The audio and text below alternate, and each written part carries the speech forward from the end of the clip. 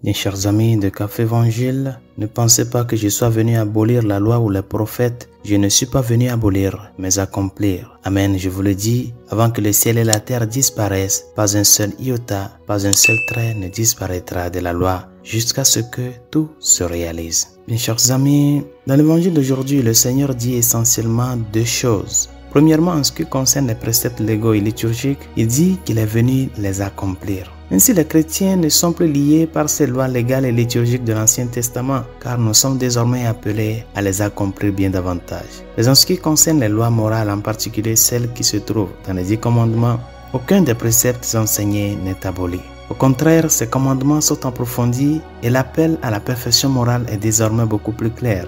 Et c'est pour cette raison que le Seigneur poursuit en disant « C'est pourquoi quiconque enfreint l'un de ses plus petits commandements et enseigne aux autres à le faire sera appelé le plus petit dans le royaume des cieux. Mais celui qui obéit à ses commandements et les enseigne sera appelé le plus grand dans le royaume des cieux. » Chers amis, il est important de comprendre que ceux qui vivaient avant l'époque du Christ n'étaient pas tenus aux mêmes normes que nous aujourd'hui. C'est parce qu'ils n'ont pas bénéficié du don de la grâce qui a été gagné par la croix et qui est accordé par l'Esprit Saint. Aujourd'hui, nous avons beaucoup plus. Et pour cette raison, nous sommes appelés à une vie de sainteté beaucoup plus grande. Par exemple, nous ne célébrons plus la Pâque comme un simple souvenir de ce que Dieu a fait en libérant les Israélites de l'esclavage des Égyptiens. Aujourd'hui, nous célébrons la nouvelle Pâque par notre participation à la Sainte Eucharistie et notre souvenir va au-delà de la simple vocation d'un souvenir ancien. Notre souvenir nous permet de participer réellement au sacrifice salvateur du Christ. Et chaque fois que nous célébrons la Sainte Messe, nous participons à l'événement et à la grâce gagnée sur la croix.